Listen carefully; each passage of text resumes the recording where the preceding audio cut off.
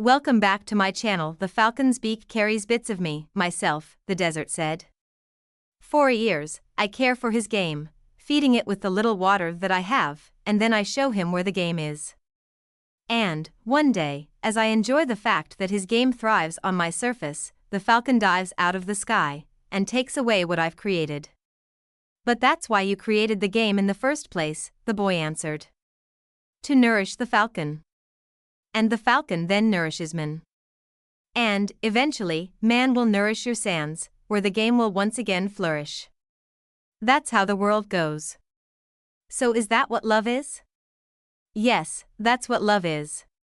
It's what makes the game become the falcon become man, and man, in his turn, the desert. It's what turns lead into gold, and makes the gold return to the earth.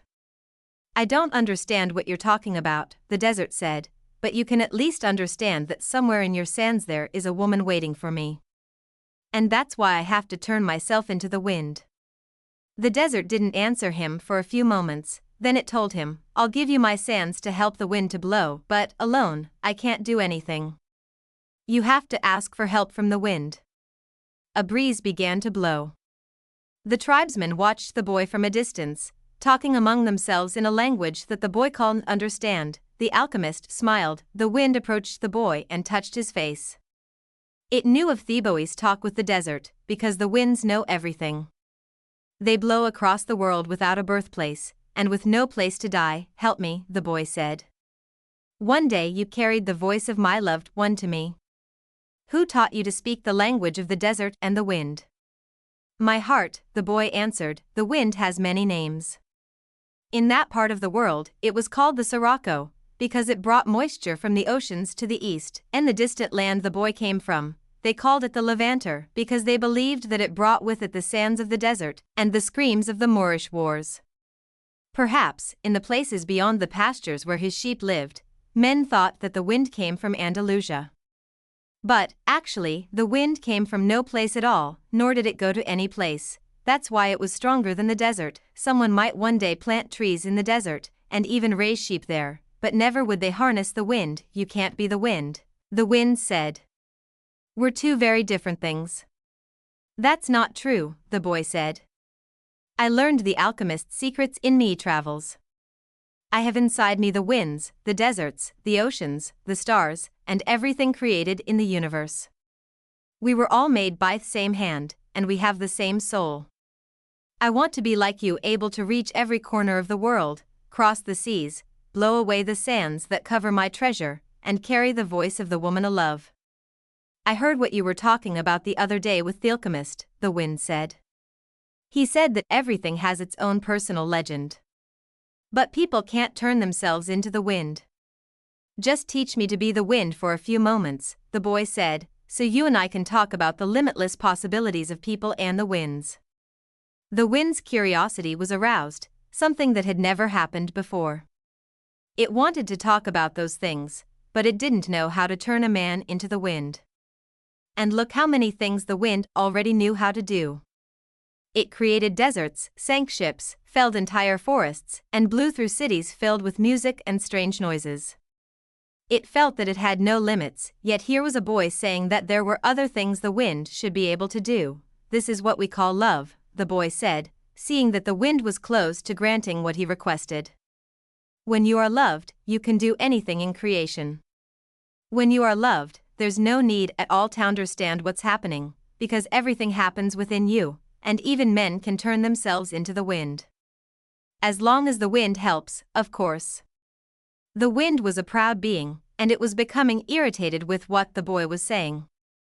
It commenced to blow harder, raising the desert sands. But finally it had to recognize that, even making its way around the world, it didn't know how to turn a man into the wind, and it knew nothing about love. In my travels around the world, I've often seen people speaking of love and looking toward the heavens, the wind said, furious at having to acknowledge its own limitations. Maybe it's better to ask heaven. Well then, help me do that, the boy said. Fill this place with a sandstorm so strong that it blots out the sun. Then I can look to heaven without blinding myself. So the wind blew with all its strength, and the sky was filled with sand. The sun was turned into a golden disk. At the camp, it was difficult to see anything.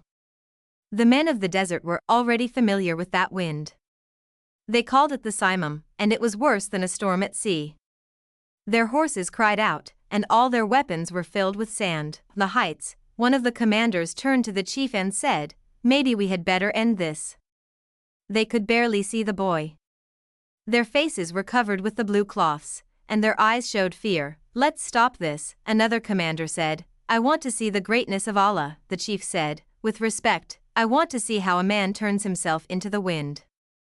But he made a mental note of the names of the two men who had expressed their fear.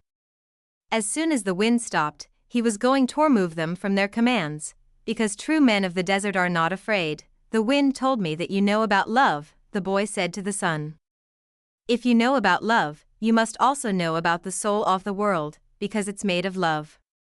"From where I am," the sun said, "I can see the soul of the world. It communicates with my soul, and together we cause the plants to grow and the sheep to seek out shade. From where I am, and I'm a long way from the earth, I learned how to love. I know that if I came even a little bit closer to the earth, everything there would die, and the soul of the world would no longer exist. So we contemplate each other, and we want each other, and I give it life and warmth, and it gives me my reason for living." "So you know about love," the boy said, "and I know the soul of the world, because we have talked at great length to each other during this endless trip through the universe.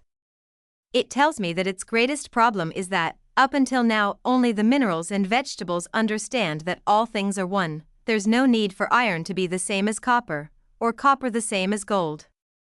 Each performs its own exact function as a unique being, and everything would be a symphony of peace if the hand that wrote all this had stopped on the 5th day of creation. But there was a 6th day," the sun went on. "You are wise, because you observe everything from a distance," the boy said. "But you don't know about love. If there hadn't been a 6th day, man would not exist. Copper would always be just copper and lead just lead. It's true that everything has its personal legend, but one day that personal legend will be realized.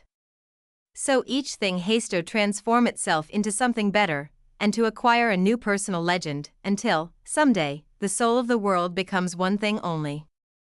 The sun thought about that, and decided to shine more brightly. The wind, which was enjoying the conversation, started to blow with greater force, so that the sun would not blind the boy. "This is why alchemy exists," the boy said. "So that everyone will search for his treasure, find it, and then want to be better than he was in his former life. Lead will play its role until the world has no further need for lead, and then lead will have to turn itself into gold. That's what alchemists do. They show that, when we strive to become better than we are, everything around us becomes better too."